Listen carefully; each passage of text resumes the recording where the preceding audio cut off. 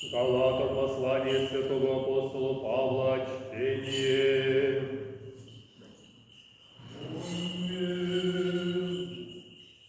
Братья, видите колицами книгами писах вам моей рукою, елицы хотят хвалитеся по плоти, сии нудят вы обрезатися, очию да не крестом Христовым гонятся. Небо обрезающиеся сами закон хранят, но хотят вам обрезоватися, да в вашей плоти похваляться.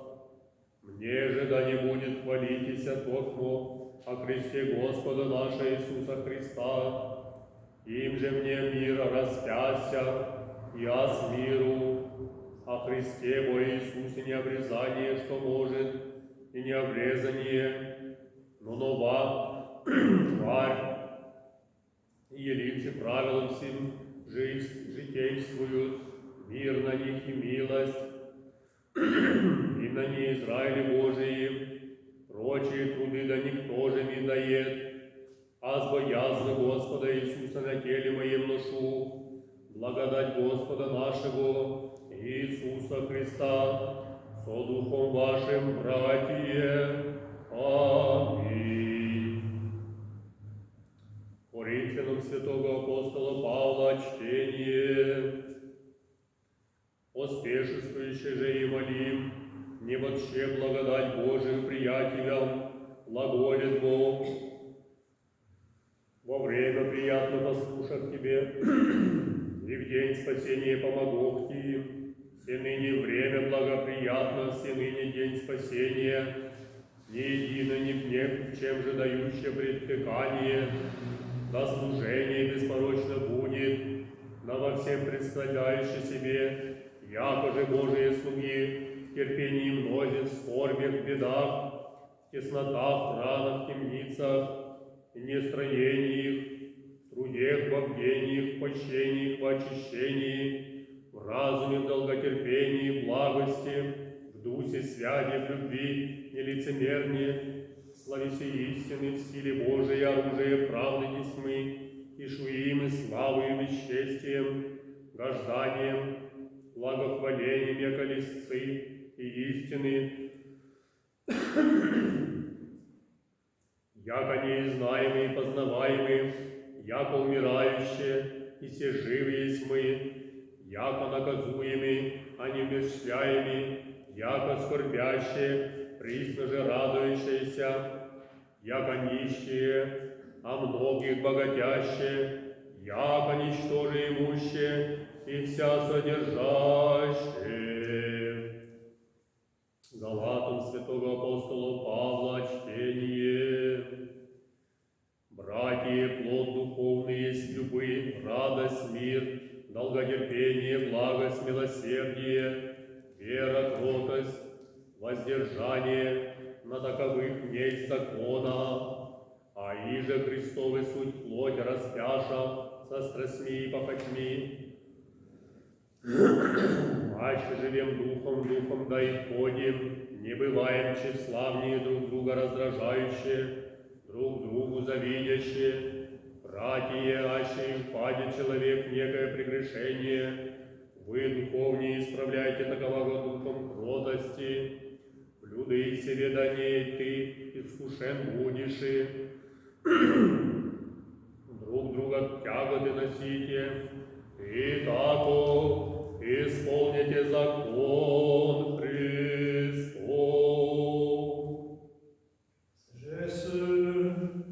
Lecture de la seconde épître du Saint Apôtre Paul aux Corinthiens. Soyons attentifs. Frères, puisque nous travaillons ensemble à son œuvre, nous vous invitons à ne pas laisser sans effet la grâce reçue de Dieu. Car il dit dans l'Écriture, « Au temps favorable, je t'exaucerai au jour du salut, je serai ton secours. » Or, il est arrivé ce temps favorable, c'est maintenant le jour du salut. Pour notre part, nous donnons à personne aucun sujet de scandale pour que notre ministère ne soit décrié. Au contraire, en toutes circonstances, nous nous présentons comme des ministres de Dieu, avec grande patience, dans les tribulations, les angoisses, les difficultés, sous les coups, dans les prisons, au milieu des tumultes et des fatigues, en veillant, en jeûnant, faisant preuve d'intégrité, de sagesse, de patience et de bonté, en esprit de sainteté, avec une charité sans frein, annonçant la parole de vérité, la puissance de Dieu, utilisant pour attaquer, nous défendre les larmes d'une vie juste, passant tour à tour par les honneurs et l'ignominie, par la mauvaise et la bonne réputation tenue pour imposteurs, malgré notre sincérité, traités en inconnus, malgré la notoriété, en gibier de la mort. Et nous voilà vivants, nous châtie, mais sans doute nous mettre à mort, ou nous inflige, et nous sommes toujours dans la joie, en faisant de nous des indigents, nous qui faisons tant de riches, des gens qui n'ont rien, nous qui possédons tout. Frères, les fruits de l'esprit, c'est la charité, la joie, la paix, la patience, la mansuétude, la bonté, la confiance dans les autres, la douceur, la maîtrise de soi. En tout cela, point n'est besoin de la loi. Ceux qui appartiennent au Christ ont crucifié la chair avec ses passions et ses désirs. Si nous vivons par l'Esprit, selon l'Esprit, conduisons-nous aussi. Ne cherchons pas à vaine gloire et nous provoquant les uns les autres en nous jalousant mutuellement. Frères, si quelqu'un est pris en faute, vous les spirituels, redressez-le en esprit de douceur. Et prends garde à toi-même, de peur que toi aussi tu ne sois tenté. Portez les fardeaux les uns les autres, et vous accomplirez ainsi le précepte du Christ. Et à vous qui avez mир вам ждать. И Духове Твоему, глаз первый, аллилуйя, аллилуйя, аллилуйя. Слышим святаго Евангелия мира всем.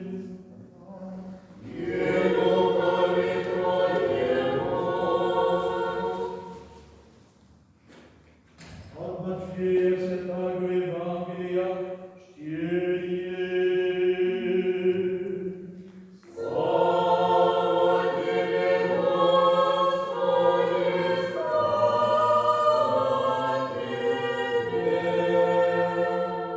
Lecture de l'Évangile selon saint Matthieu, soyons attentifs. Le Seigneur dit cette parabole. Le royaume des cieux est semblable. Un homme partant en voyage appela ses serviteurs et leur remit ses biens. À l'un il donna 5 talents, à l'autre 2 talents, au troisième 1 talent, selon la capacité de chacun. Et il partit. Celui qui avait reçu 5 talents s'en alla les faire valoir et en gagna 5 autres. De même, celui qui en avait reçu 2 en gagna 2 autres. Mais celui qui n'avait reçu qu'un talent s'en alla creuser la terre et y cacha l'argent de son maître. Longtemps après, le maître de ses serviteurs, étant revenu, leur fit rendre compte. Celui qui avait reçu 5 talents s'approcha et lui en présenta 5 autres, en disant « Seigneur, tu m'avais remis 5 talents, en voici 5 autres que j'ai gagnés. » Son maître lui dit « C'est bien, serviteur, bon et fidèle, parce que tu as été fidèle en peu de choses, je t'établirai sur beaucoup. Entre dans la joie de ton maître. » Celui qui avait reçu 2 talents vint aussi et dit « Seigneur, tu m'avais remis 2 talents, voici 2 autres que j'ai gagnés. » Son maître lui dit « C'est bien, serviteur bon et fidèle, parce que tu as été fidèle en peu de choses, je t'établirai sur beaucoup. Entre dans la joie de ton maître. » S'approchant à son tour, celui qui n'avait reçu qu'un talent lui dit, « Seigneur, je savais que tu es un homme dur, qui moissonne où tu n'as pas semé et ramasse où tu n'as pas vanné. J'ai eu peur et je suis allé cacher ton talent dans la terre. Le voici, je te rends ce qui est à toi. » Son maître lui répondit, « Serviteur méchant et paresseux, tu savais que je moissonne où je n'ai pas semé et que je ramasse où je n'ai pas vanné. Il te fallait donc porter mon argent au banquier et à mon retour j'aurais retiré ce qui m'appartient avec un intérêt. Ôtez-lui donc ce talent et donnez-le à celui qui en a 10, car on donnera à celui qui a et il sera dans l'abondance, mais à celui qui n'a pas, on ôtera même ce qu'il a. Et ce serviteur inutile, jetez-le dans les ténèbres extérieures, où il y aura des pleurs et des grincements de dents. » Ayant dit cela, il s'écria, « Entende qui a des oreilles pour entendre. » Во время она стал Иисус на месте равне, и народ ученик Его, и много людей от сия Иудеи и Иерусалима, и по море Тирска и Сидонска, и же приедоша послушайте Его, и исцелитесь от недуг своих, и страждущих дух нечистых, и исцеляхуся. И весь народ искаша прикасайтеся Ему, яко сила от Него исхождаша, и исцеляша вся. И той возле очи свои на ученики своя, глаголаше, блажение нищие духу, яко ваше есть Царствие Божие, блажение алчущие ныне, яко насытитеся, блажение плачущие ныне, яко восмеетеся, блажение будете, егда возненавидят вас человецы, егда разлучат вы, и поносят, и пронесут имя ваше, яко зло, Сына Человеческого ради. Возрадуйтесь в тот день, и сыграйте, себо мзда ваша много на небесе.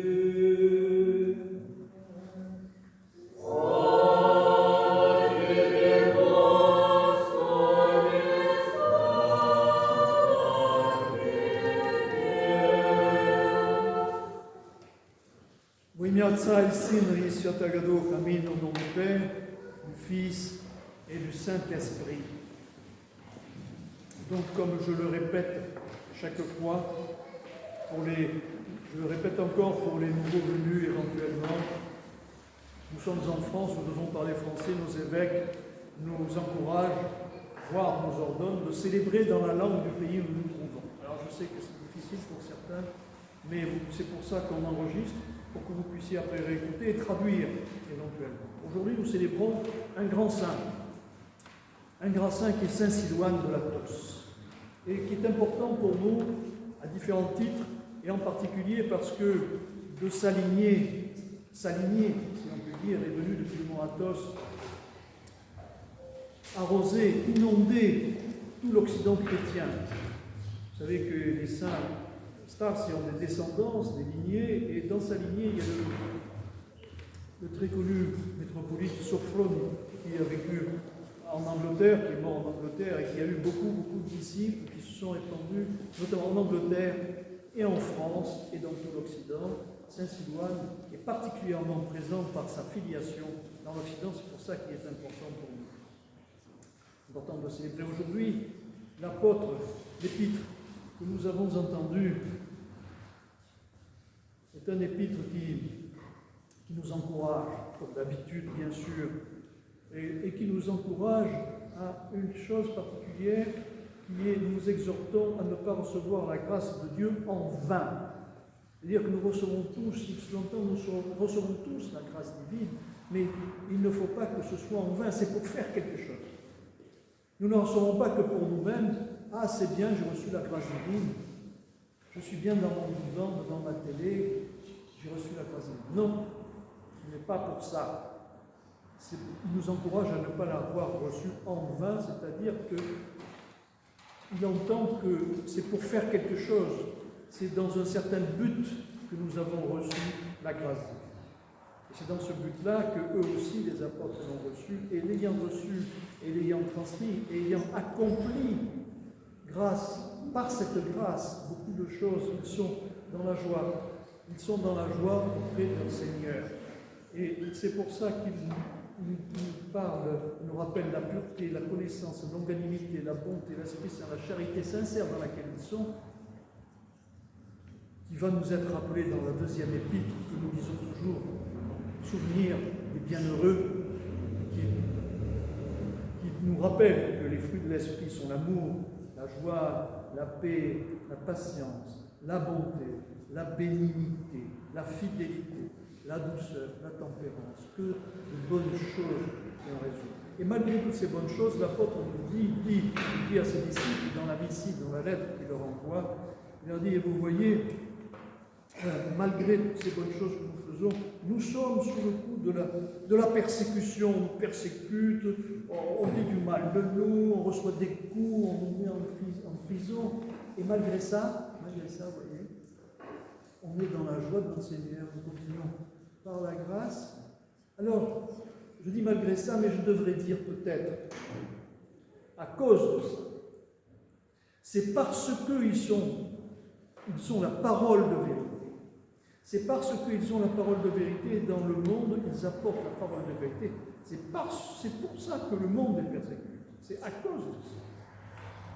Vous remarquerez que quand vous faites quelque chose d'agréable au Seigneur, quand vous faites un effort, et que vous laissez porter par lui en disant Amen, Seigneur, que ta volonté soit faite, et que vous accomplissez quelque chose de bien, que vous vous apprêtez à le faire, en vous, quelque part, quand quelque chose est bon, quelque part le malin s'ingénie à vous empêcher de le faire, à vous porter des contradictions. En fait, ce sont des épreuves. Et le Seigneur ne l'autoriserait pas s'il n'avait pas un dessein. C'est pour vous mettre à l'épreuve. Est-ce que, malgré les épreuves, je choisis d'aller dans le cœur du Seigneur pour que cet acte-là de qualité soit voulu vraiment en toute conscience. Et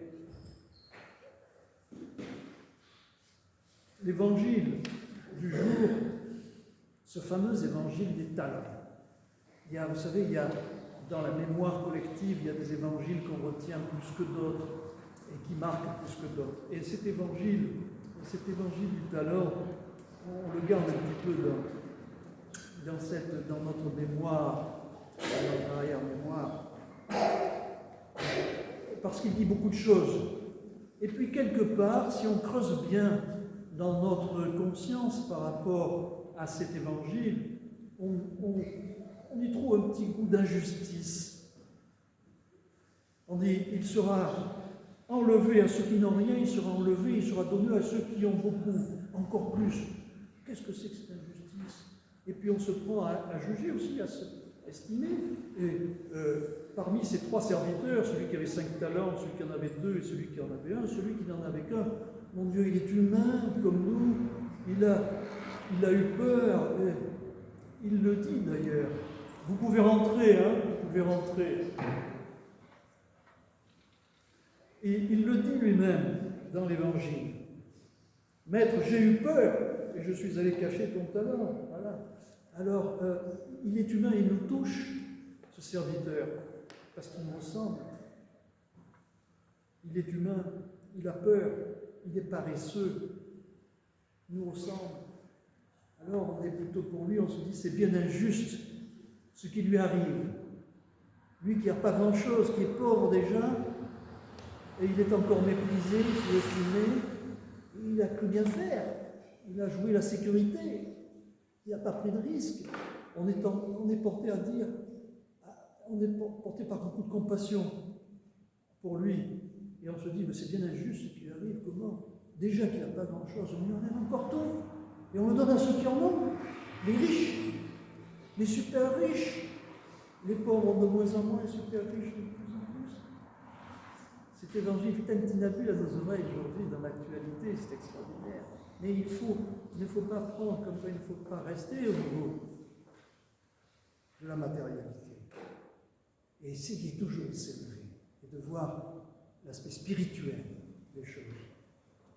Et même il y a dans cet évangile un moment un petit peu intéressant quand ce serviteur a un talent, il essaie de se défendre, de s'expliquer. Et il dit, je savais que tu es un homme dur, tu moissonnes où tu n'as pas semé, tu amasses où tu n'as pas vanné. On dirait presque un discours, pardonnez-moi, syndicaliste. Un ouvrier, un délégué syndical qui proteste contre le patron qui ne fait rien, alors que ses ouvriers travaillent et il fait fructifier son capital à la sueur de son front. Voilà. On dirait presque un discours un peu syndicaliste. Ça a un côté un peu amusant, et puis la fin est moins amusante parce qu'il se fait jeter dehors. Là où il n'y a que des pleurs et des grincements de dents, on lui enlève tout. Alors c'est évidemment pas des richesses matérielles qu'il veut parler de Christ. Si toutefois il se tient à ce niveau-là, ce n'est pas des richesses matérielles dont il veut parler l'Évangile, en tout cas ce n'est pas que de ça. Même si, du point de vue matériel, on peut l'analyser. Et il veut parler d'autre chose, bien sûr. Bien sûr, ce que nous avons reçu, les talents, et il y a dans cet évangile un parallèle entre les talents qui sont une monnaie et les talents qui sont les dispositions particulières de chacun pour faire ceci ou pour faire cela. Et on parle aussi de dons. On dit un tel, il a reçu un don pour dessiner. Un tel, il a reçu un don pour chanter. Un tel, il a reçu un don pour faire de la couture. Tel autre, il y a une multitude de dons. C'est le mot donner. C'est pour ça qu'on dit il a tel talent. Quand on veut parler de quelqu'un, de ses aptitudes, on dit il a tel talent. Pourtant, ce n'est pas venu à la naissance, c'est particulier, ça le distingue de quelqu'un d'autre. Quelqu'un d'autre, même âge, même caractéristique, n'a pas le même talent. Donc c'est vraiment quelque chose de très particulier. Et on ajoute le mot don. Et ce que nous fait ressortir l'Évangile, en fait, c'est que aucun des talents donnés n'appartient à aucun des serviteurs. Aucun des talents que nous recevons ne nous appartient. Aucun des dons que nous avons reçus, des dons artistiques ou autres, ne nous appartient. Il n'y a pas de don, pour continuer à filer la métaphore entre l'argent, la monnaie, la matérialité et ce qui est moins. En fait, ce que nous dit l'Évangile, c'est qu'il n'y a pas de don au sens propre du terme. Il n'y a que des prêts. Tout ce que nous recevons, le Seigneur nous l'a prêté à nous de le faire fructifier. Rien ne nous appartient. Ce que nous dit l'Évangile, c'est que rien n'appartient à l'individu, la petite personne, à l'ego que nous sommes, qui aujourd'hui a tant de prétentions dans la société moderne. L'individu, l'ego a toutes les prétentions, tous les droits. Alors, ce n'est pas mauvais en soi de parler des droits des gens, des personnes, mais ce n'est pas l'essentiel, ce n'est pas là le cœur de la vie spirituelle. Et souvent, l'attachement à ces droits, à ces choses, nous empêche de nous élever et nous retiennent vers nous. L'individu n'a aucun droit au regard du Seigneur, devant les yeux du Seigneur et du Créateur. La créature n'a aucun droit.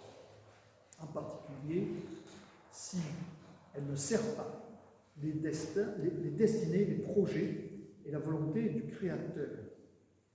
Par contre, si elle se met à servir, à collaborer avec le Créateur, avec le Maître, à ce moment-là, il lui arrive de surplus, par surcroît, beaucoup de biens qu'elle n'aurait peut-être jamais imaginé recevoir. Ce n'est que dans la mesure où l'individu s'efface, s'oublie, et que la créature coopère avec son Créateur, pour le bien de son Créateur, pour le projet de son Créateur, qu'à ce moment-là, il reçoit. Il reçoit sans même l'avoir exigé, sans même avoir rien demandé.